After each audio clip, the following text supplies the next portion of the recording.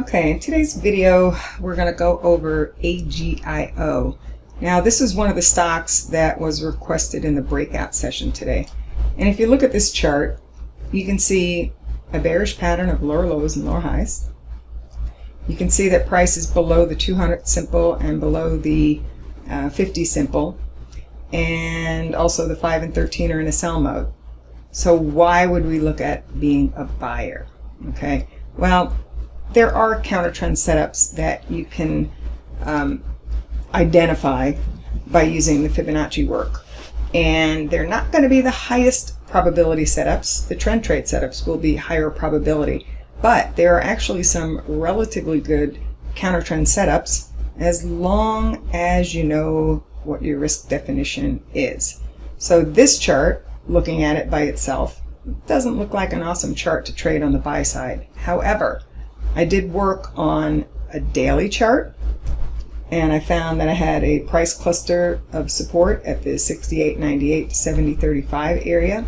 So there's at least 4 price relationships there. You did have it a nice little reversal day there. I also had timing factors at this low.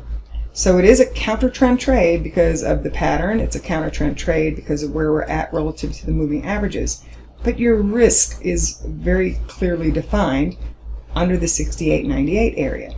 Now, what else I ended up finding by looking at a weekly chart, this gives you a little bit more perspective, because here you have some symmetry with some of these prior larger declines. Okay, so this current decline is actually similar to some of these prior declines, where when you got to those levels, you started a rally. Okay, does that mean it's definitely going to start to rally from here? No, but it does give you a stronger setup because the higher time frame chart has parameters also.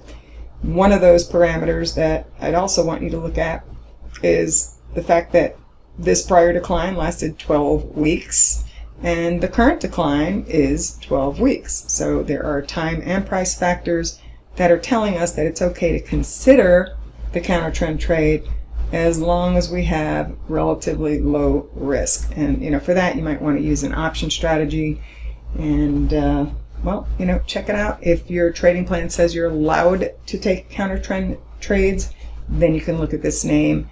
If not, and if you're newer to this type of work, then you probably just want to sit or stick with the trend setups.